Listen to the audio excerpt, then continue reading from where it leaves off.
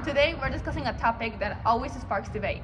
Does objectively bad music really exist, or is it just a matter of taste? So let's see what we all think about it. Thanks, Ingrid.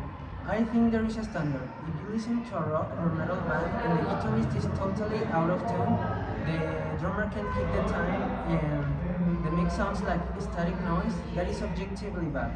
Music is art, but it's also technical discipline.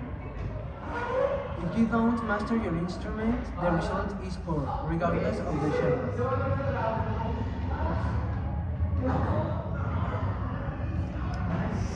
Okay, Iker, do you agree? No, I agree with Cesar because the argument of the bad execution, it depends on maybe a lot of things. Because, for example, in the punk and in the lofi, the imperfection of the timing of instruments, gives this a soul to the music, to that genre. And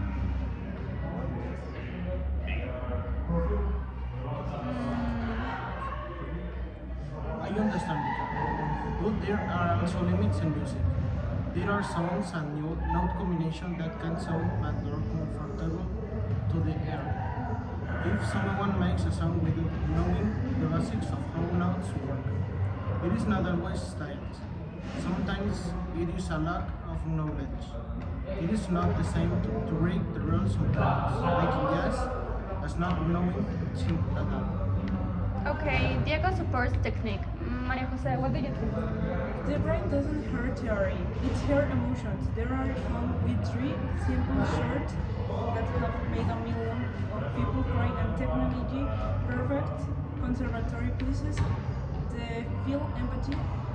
If an objective bad song made so well understood, can we really call it bad? Taste is personal because it's tied to memories and life experience. I want to add the production factor. Sometimes we say something is bad just because it's popular or commercial. In the industry, a song is designed as a product. If a pop song achieves its goal of being catchy and selling, it is technically good as its function, even if rock purists don't like it. Okay, Cesar, do you want to respond to that? Exactly. If we measure quality by sales, then fast food will be the best gastronomy in the world. The fact that something is catchy doesn't mean it isn't bad in its composition. Art should aim for something more than just being functional or marketable.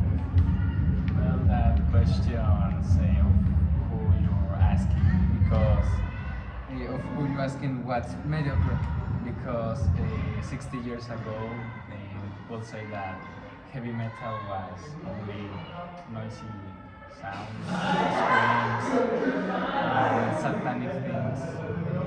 But in the next generation, they say that it's art and it's more deep than the sound. It will depend of the person and of the era. Also, the basics of sound do not change. The tune, notice step, and auto-tune, not anyone. Tests can be different, but production quality and good execution can be measured. Okay, Maria Jose, do you think there is a middle ground? I think the middle ground is accepting that bad technical quality exists, but bad taste doesn't not. You can recognize that singer isn't tired, but still enjoy the song for its lyrics and rhythm. Exactly. In the end, music is communication. If the message goes through, the music works. Objectivity stays on the sheet music, but the listening experience is 100% subjective. Cesar, do you have any final thoughts?